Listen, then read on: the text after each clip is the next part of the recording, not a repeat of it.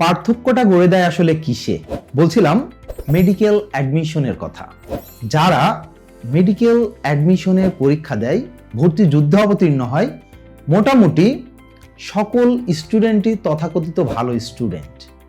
এখানে তোমাদের যে গ্রুপ সাবজেক্টগুলো থাকে, যেমন ফিজিক্স, কেমিস্ট্রি, বায়োলজি, এই সাবজেক্টগুলোতে সবাই মোরাললেস সমান। এখানে তুমি বলতে পারো 19-20 অথবা 18-20, এর বেশি পার্থক্য কিন্তু দেখা যায় না। তাহলে পার্থক্য গড়ে দেয় কিসে? আসলে মেডিকেল অ্যাডমিশনে মূলত পার্থক্য সৃষ্টি করে জিকেইতে। জিকে এবং ইংলিশে 20+ পাওয়া এবং 12-13 পাওয়া কখনোই এক কথা নয়।